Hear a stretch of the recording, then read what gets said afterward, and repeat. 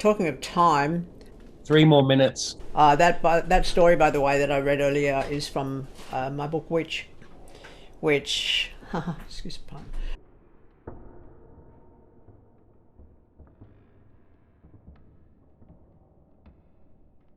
is the next phase along from anybody that's read Witchcraft Theory and Practice, when you realize that it's time that you can actually break away from all the ritualized side of things and explore the concept of spiralic time. There is a thing, by the way, called the Lorenzian wormhole, if you want to look that up.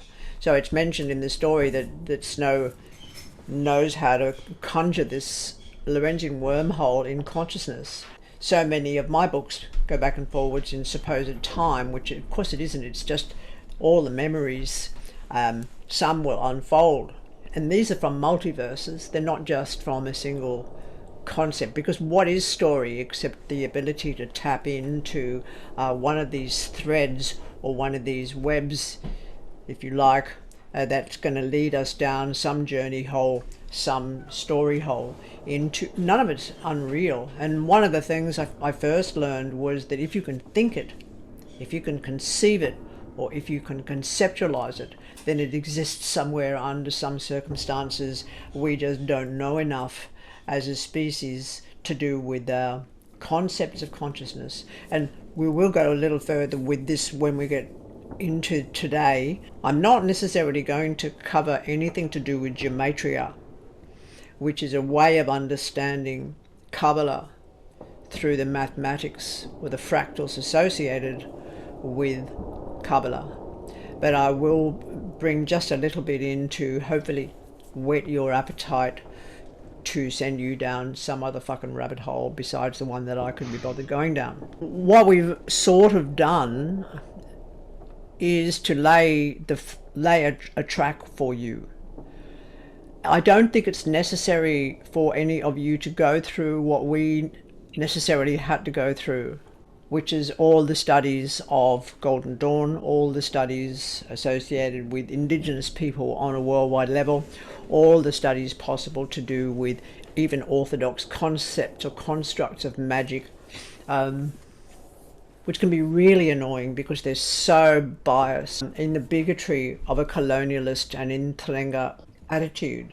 To go through it all, it's easy to get lost, but the architecture of the minds of the people of the day was thick with the attitude of an empire, and that always decided what was high magic and what was low magic.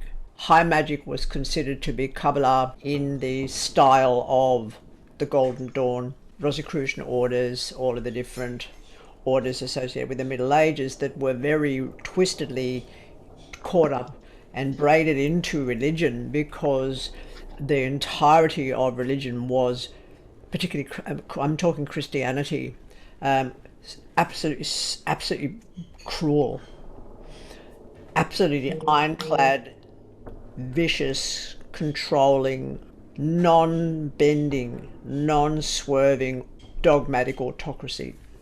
And that infiltrates all of the work that you come across, that you will do. If you want to go backwards over that, even Dolores Ashcroft Nowawitzki gets stuck on Mars with her book The Shining Paths, because she hasn't got any idea of her own sexuality. If I can be an elder for a moment and give you a little warning, it's that it's very easy to forget to remain animist within this void, this huge savage forest. It's really important to remember, because there's somebody with lots of rattling going on, with somebody opening birthday presents, are they? And I don't know about it.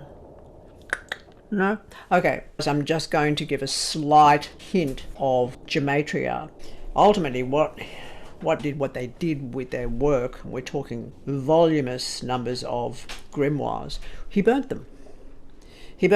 And because he just realized, like I did, that everything that was being written was in some way seeking to manipulate consciousness to an understanding of control, of power over, of let's summon this entity into our ritual circle so that it will do my bidding.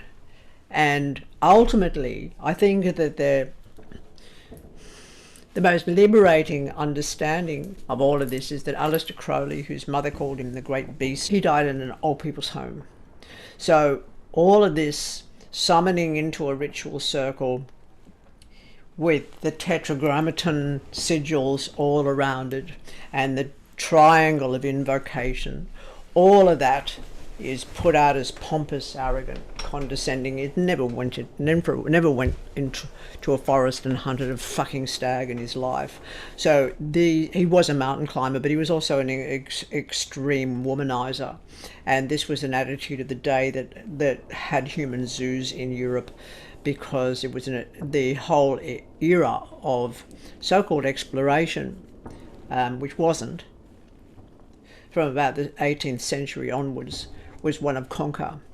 And that was in some way the measuring of people's head size, for example, to show whether or not they were inferior to us as a pale Anglo-European people. It's just all of the work we have done leading up to where you let it drop may be important for you. I'm not about to give you the books that I've read that are all on this subject, because I threw them away. I didn't even put them in a library. I can't do that, because that in itself would, without discussion, would seem to be important enough to be believable. So it takes a lot to sometimes build up a mountain, and it takes a consciousness to say, I'm going to go around the mountain rather than climb it. I have nothing to conquer, I have nothing to achieve, and I have nothing to gain from doing this journey. Yeah, you can go down the road of wondering who Hermes Trismegistus is and wondering about all that. But anyway, it's just too much. I'm just chatting on because we're just waiting for everybody to turn up.